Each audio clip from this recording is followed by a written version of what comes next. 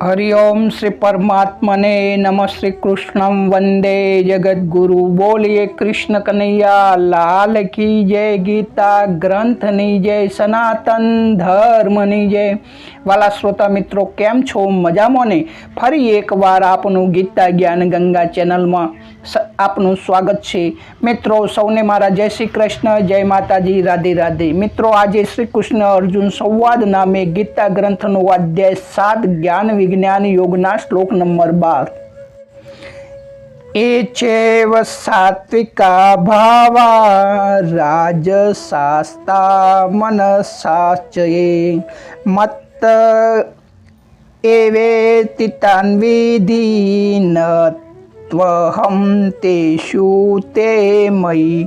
बीजा पण जे सत्व गुण थी उत्पन्न थनारा भावो से अने जे रजोगुण थी तथा तमो गुण थी उत्पन्न थनारा भावो से ए बधा ज भावो तो माराथी ज उत्पन्न थनारा जाण, परंतु वास्तव में हूँ एमनामो नथी अने ए मारामो नथी।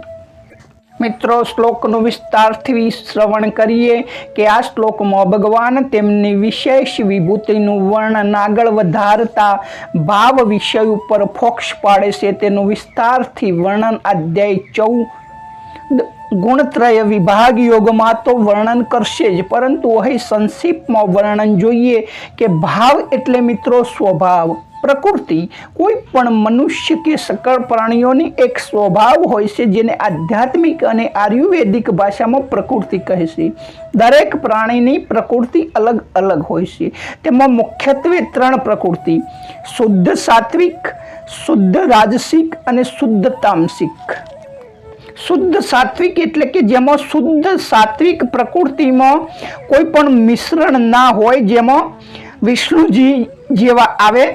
शुद्ध राजसिक प्रकृति जेमां कोई मिश्रण ना हो, जेमां ब्रह्माजी जेवा आवे। अने शुद्ध तामसी प्रकृति जेमां शंकरजी जेवा आवे। परंतु मित्रों आ त्रणेय शुद्ध प्रकृति जे भेड़सेड़ विनानी एकदम 100% प्योर अने शुद्ध आवा कोई करोड़ों प्राणी मांथी कोई ज मुक्त पुरुष होय छे, कोई विरला ज होय छे जे बंधन में बंधाता नथी, 84 ना चक्कर में फरता नथी, पोतानी इच्छाथी एटले के स्वेच्छाथी स्वयं जन्म लेवो न लेवो तेमना हाथनी वात छे।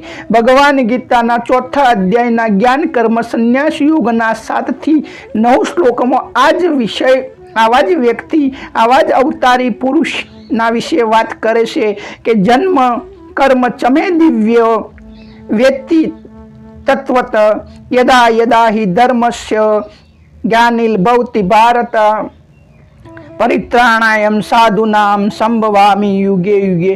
के धर्मनी हानि, अधर्मनी वृद्धि, साधु पुरुषोना उद्धार माटे, पापीओना विनाश माटे, धर्मनु सारी रीते पुनઃस्थापन करवा माटे आवी आवी विभूतिओ शुद्ध सात्विक, शुद्ध राजसिक अने शुद्ध तामसिक प्रगट थती रहे छे। आवाओने अवतारो कहे छे। पछी भगवानना रूपमां ए राम, कृष्ण, बुद्ध होय के संतोना रूपमां एकनाथ, तुकाराम, विवेकानंद जेवाना रूपमां होय, पोतानुं कार्य करीने पाछा पोताना स्वरूपमां लीन थई जाय छे। हवे जीवात्मानी वात थई तो 6 प्रकारना जीवात्माओ थाय, एटले के 6 प्रकारनी प्रकृति थाय। पेटा प्रकृति के सात्विकी अने सात्विक, केवल सात्विकी, राजसी अने राजस अने राजसी, केवल राजसी, तामसी अने तामस, केवल तामसी। एटले के जे आपणे जोई गया कि शुद्ध सात्विक, तो शुद्ध सात्विक एटले के जेओ निष्काम भावथी शुभ कर्मो करे छे परंतु पोताना आत्म स्वरूपने जाणता नथी तेओ सात्विकी कहेवाय छे। आवा सात्विकी लोको रजो तमो गुण करता ऊंचा होय छे, परंतु तेओ पोतानी वास्तविक ऊंचाई भूली जाय छे। तेओ गुणना फळने अने स्वभावने पोतानो स्वभाव माने छे। आवा लोको मर्या पछी स्वर्ग अनायासे मळे छे, परंतु पोताने न जाणवाना कारणे स्वर्गमां पुण्य भोगव्या पछी फरीथी पाछुं जन्म लेवो पड़े छे। राजस राजसी एटले के जेमना राजसी स्वभाव में प्रधानता छे के आवा लोको जन्म जन्मांतर सुधी घंटी यंत्रनी जेम मुसाफरी करता रहेशे, भटकता रहेशे, दरेक शरीर में जई सुख भोगवવાનો अनुभव કરે છે, પરંતુ મળે છે તો આખરે દુઃખ જ. મળેલું સુખ ટકતું નથી અને સુખ ભોગવવાથી ઇન્દ્રિયોમાં એક સરખી રહેતી નથી. પછી તેઓ બીમાર વૃદ્ધ થઈ મૃત્યુ પામે છે. આવા લોકો દુઃખમાં દુઃખી થઈ, માયાને આધીન થઈ, ગુણોને આધીન થઈ પોતાને ભૂલી જાય છે અને બધા જ દુઃખોને પોતાના માની બેસે છે. તામસી એટલે કે તામસ વ્યક્તિના જીવનમાં આળસ, નિંદા, પ્રમાદ, દારૂ, દુરાચાર, મોંસ ગ્રસ્ત હોય છે. મંદિરમાં જવાની વાત નહીં, માતા પિતાનું સન્માન નહીં, મારું તો મારા બાપનું, તારામાં મારો ભાગ, એવી વૃત્તિ, જગતની નક્કર સત્યતા, આ બધા તામસીનો લક્ષણો છે. ગમે તે કરીને પણ મજા માણો, પાર્ટીઓ, ક્લબો, દારૂ, મોંસ વગેરે એમનું જીવન હોય છે. આવા લોકો થોડી વાર ભલે સુખનો અનુભવ કરી લે, પરંતુ પરિણામમાં ઘોર દુઃખ જ આવે છે, તેમનું પતન જ થાય છે. આવા લોકો રાગ દ્વેષમાં એટલા અટવાઈ જાય છે, માર કાપ કરવામાં પણ સંકોચ નથી થતો. આવા લોકો મર્યા પછી પાષણ એટલે કે પથ્થર અથવા વૃક્ષ, જળ જેવી યોનિઓ પ્રાપ્ત થાય છે. અને કેવળ તામસી કે આવા લોકો કર્મમાં અટકી જાય છે. તેઓ ભૂત ભૈરવની ઉપાસના કરે છે, પરંતુ તેમનો થોડી ઘણી ભગવદ ભક્તિ રહે છે.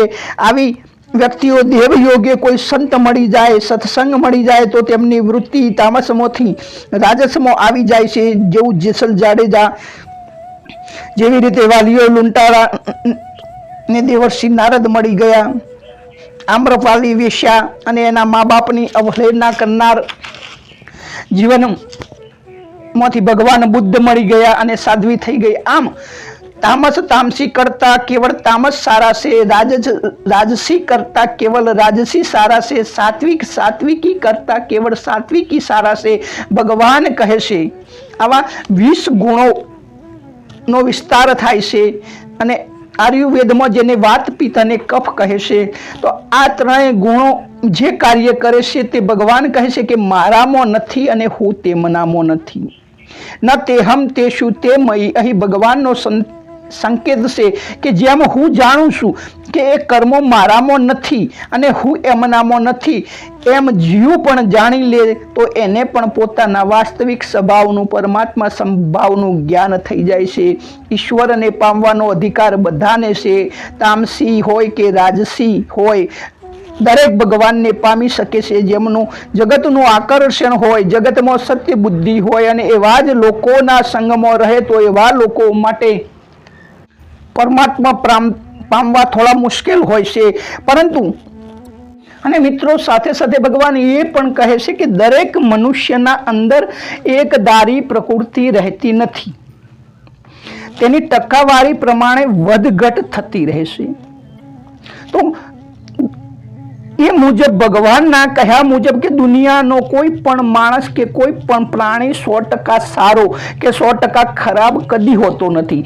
સારો માણસ પણ 10% ખરાબ વર્તન કરી શકે છે અને 100% ખરાબ વ્યક્તિ પણ 10% સારું કરી શકે છે. તેના દાખલા પુરાણોમાં અસંખ્ય છે કે એકદમ ખોટો માણસ સારો વ્યક્તિ પણ ન કરી શકે, સજ્જન વ્યક્તિ પણ ન કરી શકે તેવું કાર્ય કરી શકે છે, અને તેની વિરુદ્ધ આખી જિંદગી સજ્જન સારા કામો કરનાર વ્યક્તિ પણ એકાદું એવું ખોટું કાર્ય કરી બેસે છે કે આવું કાર્ય ખોટો પણ ન કરી શકે. આ બધું આ પ્રકૃતિના ગુણોના સતત બેલેન્સ અનબેલેન્સના કારણે આપણા શરીરમાં થતું રહે છે. જેમ મિત્રો શેર બજાર કે થોડી વારમાં ટોપ ઉપર પહોંચી જાય અને થોડી વાર તળિયે બેસી જાય. આમાં નવો માણસ છેતરાઈ જાય, પરંતુ જે શેર બજારનો કીડો છે, અઠંગ ખેલાડી છે, જે શેર માર્કેટની દરેક ચાલ સમજે છે, તે છેતરાતો નથી. તેવી જ રીતે આપણા મનના ભાવો પણ સતત બદલાતા રહેશે.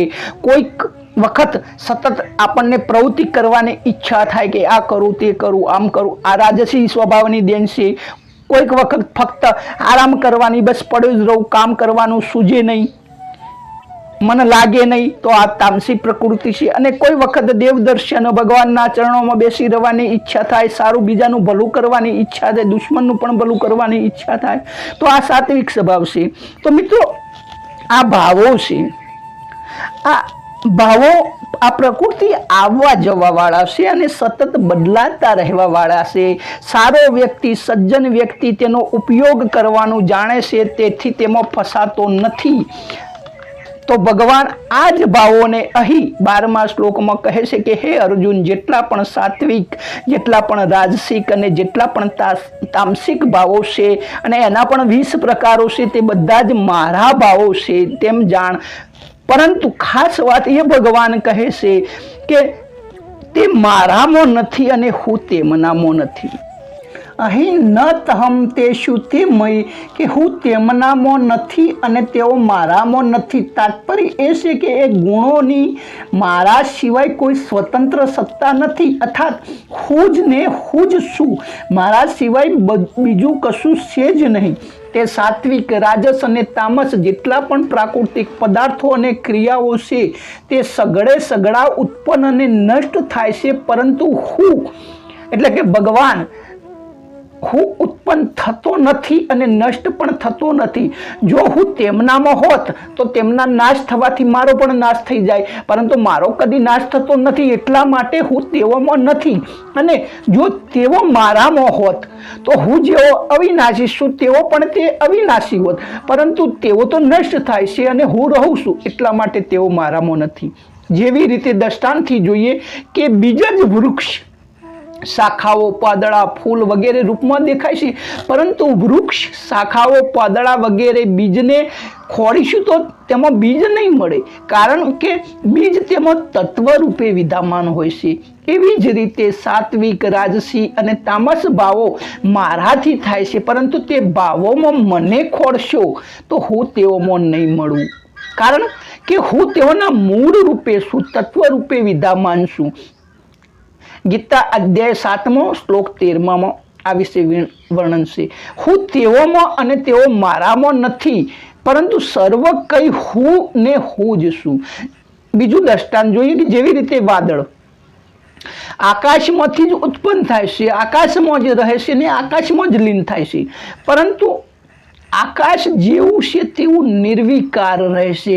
ન આકાશમાં વાદળો રહે છે અને ન વાદળોમાં આકાશ રહેશે. એવી જ રીતે 8મા શ્લોકથી મોડીને અહીં સુધી 17 વિભૂતિઓ બતાવવામાં આવી, તે બધી મારાથી જ ઉત્પન્ન થાય છે, મારામાં જ રહેશે અને મારામાં જ લીન થઈ જાય છે, પરંતુ તે મારામાં નથી અને હું તેઓમાં નથી.